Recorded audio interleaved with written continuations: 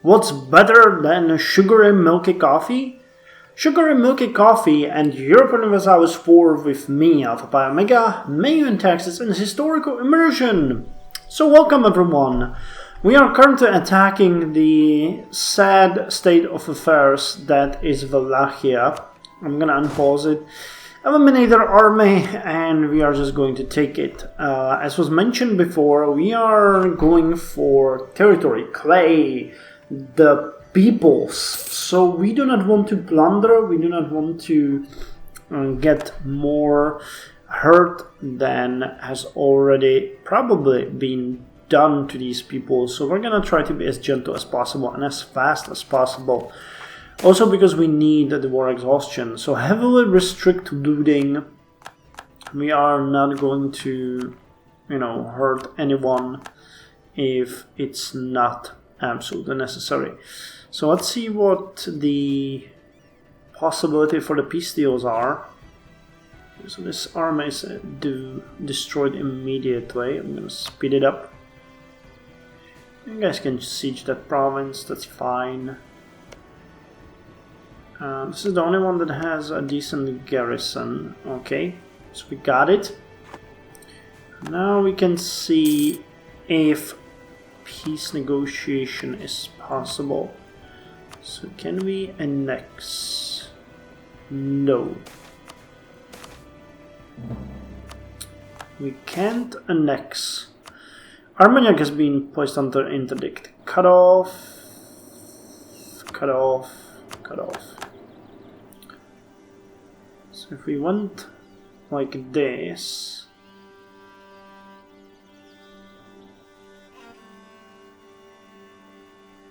Okay, so we can...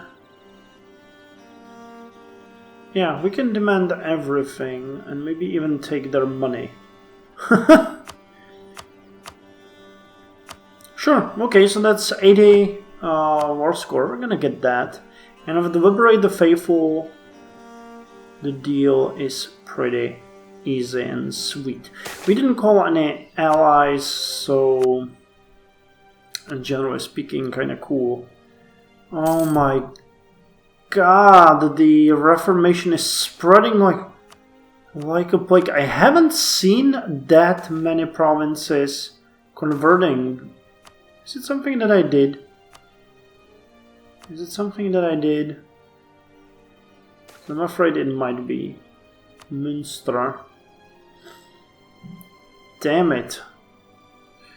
Well... Are all of our vassals angry? Well guys, I think that Passau has been... Even a Passau and a Hohenlohe. That is crazy. Okay, so the Hungarian army will have to fight here in Arad to take it. Mansfeld. Is that like everyone? Okay, no, not all of them. We have these guys. All else, Moravia, thankfully. Regensburg, maybe. Yeah, Regensburg, Schönberg. Wow, everyone is reforming. Just when I decided to remain Catholic, everyone is reforming. This is gonna be a pain. Meissen also is still Catholic, which is good.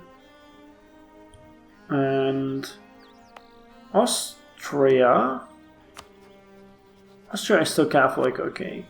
Plus Poland, but... Reformation in Poland, you would have to be crazy to believe that that can happen. Let's cut off relations with Brunswick. How's the voting going on? Still favorable for us. This is not gonna last much longer. Okay, so we're getting the money. That's good. Friesland has an unlawful territory. We're gonna release that right now.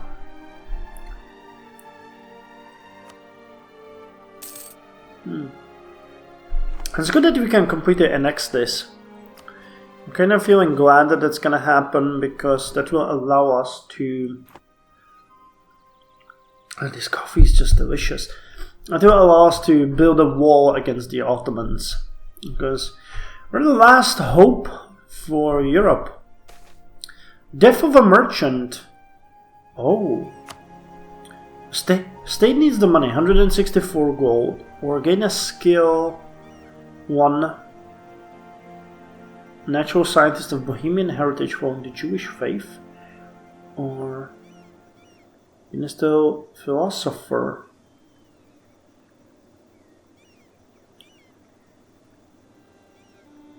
Okay, so we could get a philosopher. We can't really get rid of the cardinal.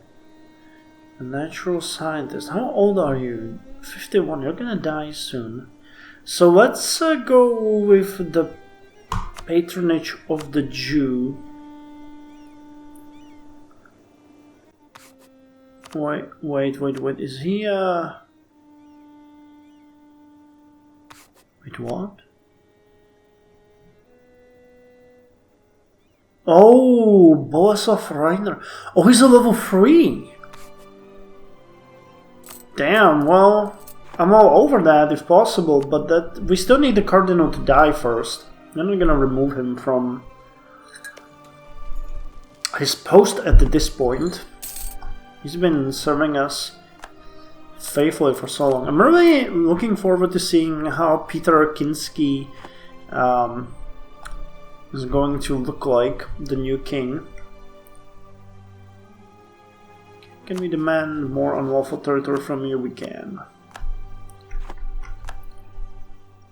And one thing that's awesome about this is that Bohemia is going to be so strong that we can then later on stand to Poland or France even.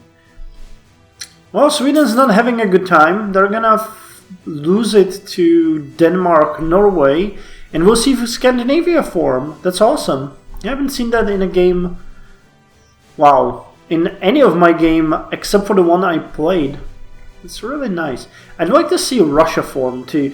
If we ever challenge Poland and fight them, we will be able to see, hopefully, Muscovy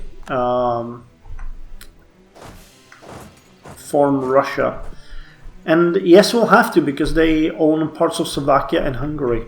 So we'll see how that's gonna go. And we can call... Wow. We can call so many people into the war, but we're not gonna demand unlawful territory from you. Okay, Friesland is really smart. Now, would you give up now? No. Yeah, I'm gonna fall. This one's falling, the capital is falling. I hope we haven't sacked it too much.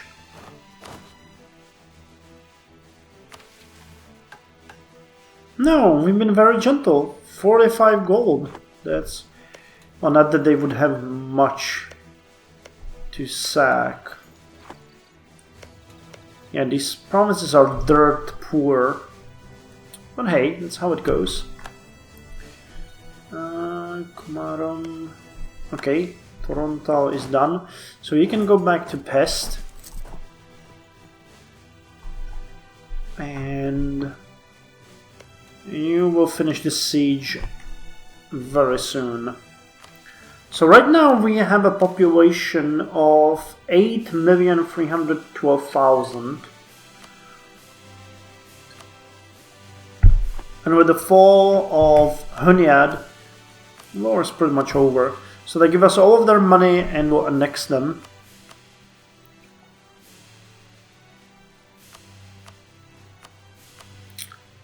Cool. So the war has been fast and very successful. So main army can go back home. And that means that we will have to core all of these provinces. Thank God I have a lot of administrative power left. And we'll need to start building the forts. We'll need Banat too. And I can liberate the faithful. Poland would join me, Meissen wouldn't. Let's take all of the money. Am I seeing correctly that France is... Is France really allied with the Ottomans? You have to be joking. They are! How did that happen? So while our forces are retreating back to Praha, we got an event called the Diet of Burg Rupin. With princes openly supporting heresy within the empire, it had become clear that the Edict of Kola needed to be reinforced by the Emperor Marie. From across the empire, princes and bishops traveled to Burg Rupin for an imperial diet. There, the emperor was surprised by a convention of heretic princes who sought to reach an armistice, offering support for the emperor's aim in return for tolerance of their faith. Arranged for a temporary truce with the heretics, we lose prestige and papal influence, or the empire shall have but one faith under God. This is interesting. Marie is a freethinker.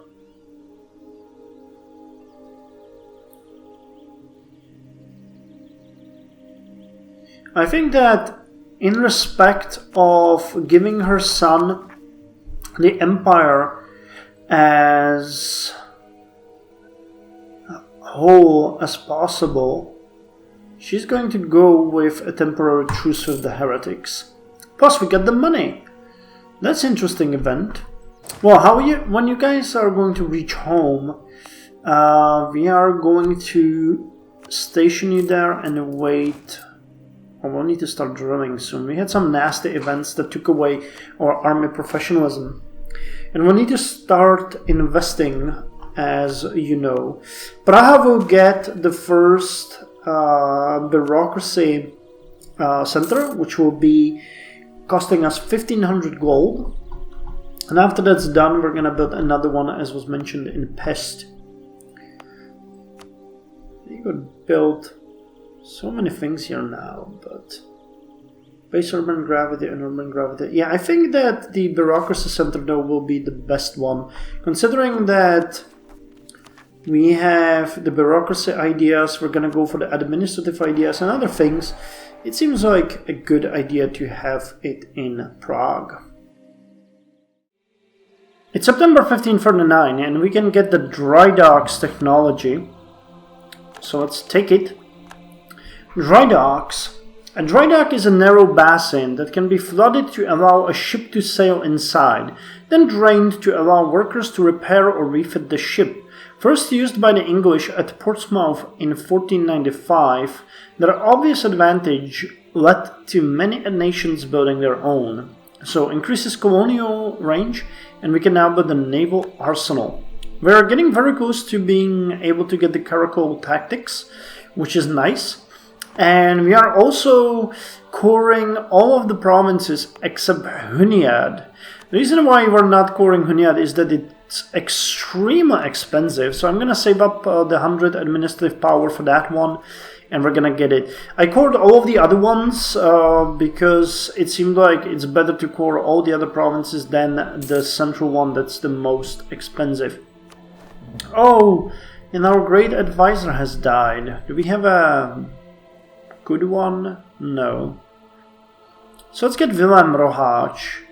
Oh, he's actually quite expensive. I'm gonna wait a bit to build the administrative building and then we're gonna get him. How's the centralization? 39. We should get it in a few years and then we are going to be golden. Quite literally golden. So, Praha. Can we expand the... Oh, we can't. We need the exact amount. Okay. Oh, by the way, we also started to convert some of our provinces. Borsod and Kolosh, the two provinces that have been heretical.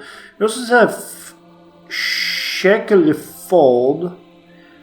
The power of the missionary here is 1.4%, which is, you know, good, but The unrest is pretty high, and I'm hoping that we're gonna get it afterwards. Okay, so Bohemia can now build the first bureaucratic idea. Oh, come on. Bureaucratic option. I'd like to expand the bureaucracy. I wish to expand the bureaucracy. And we have just gotten the capital rank 1. Base urban gravity increased by 5, and urban gravity modifier increased by 25%. So our urban gravity should jump to somewhere like 260,000, something like that. Oh, we'll see. I'm gonna get the new advisor, and then we're gonna start saving up money to build the second seat in Pest. We definitely need Komarom, though. That is something that we really need. Wait, Obersteiermark? Which province is that? Do we have... Oh, I laid a claim on that. I see. Well, we are going to...